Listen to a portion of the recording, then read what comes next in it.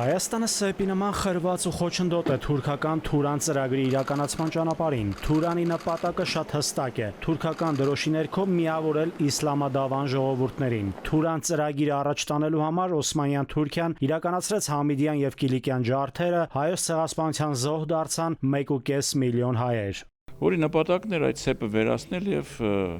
ապահովել իրենց նախկին հայրենիքի ընդհուպ մինչև Ալթայ, որտեղից եկել էին։ Թուրանի քաղաքականությունը ընդհուպ մինչև Յակուտիա,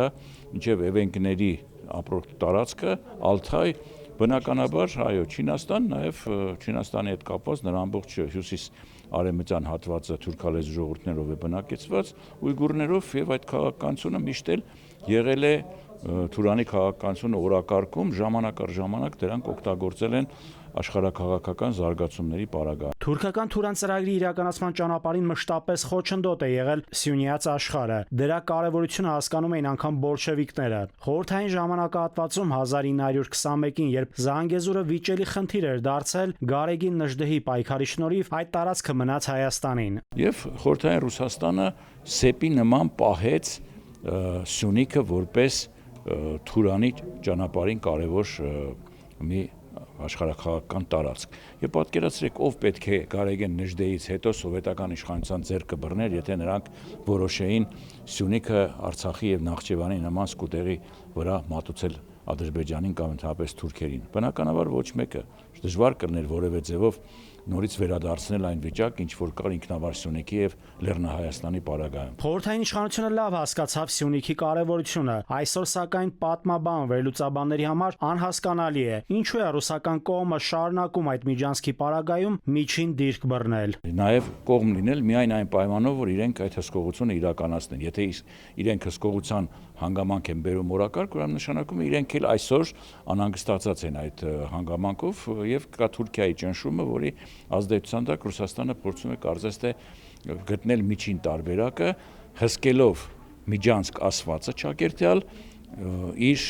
կողմից ապահովել այդ սեպի հանգամանքը հաշվի առնելով Հայաստանի այսօրվա աշխարհաքաղաքական բավականին բարդ իրավիճակը։ Այնպես որ Թուրանի ծրագրի մաս դիտել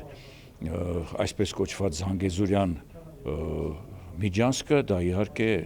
բացարձակապես արդարացված չէ։ Թուրքիա եւ Ադրբեջանի կողմից այսպես կոչված Զանգեզուրի միջանցք ծրագրի իրականացմանը խոչընդոտում է նաեւ իրանական գործոնը։ Եվ բարեբախտաբար Իրան-Ռուսաստան հարաբերությունները կարծես թե էլի ռազմաքաղաքական այսպես հարթության վրա են գտնվում եւ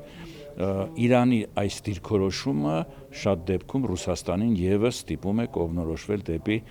այդ միջանցքի բացառման մոտեցումը, որը բնականաբար մեզ համար շատ կարևոր է եւ Իրանի համար ամբողջ հյուսիսային հատվածում զրկվել բարեկամ երկրի հետ անմիջական կապ ունենալու հնարավորությունից, որն էլ կարող է ապահովել Վրաստանի վրայով երկ դեպի ամբողջ աշխարհ, բնականաբար նրա համար կարմիր գիծ է։ Պատմաբան Աշոտ Մելքոնյանի դիտարկմամբ, եթե Իրան-Իսրայել պատերազմում Իրանը չկարողանար հաջողության հասնել, ապա Հայաստանը հնարավոր է զրկվել նաեւ Սյունիքից, ինչը կարող էր կտրվել եւ դառնալ հարթակ Թուրան ծրագրի իրագործման համար։ Հիմա ըստ պատմաբանի, երբ Իրանի եւ Իսրայելի միջև զինադադար է կնքված, Ադրբեջանն իրեն ավելի զուսպ կպահի։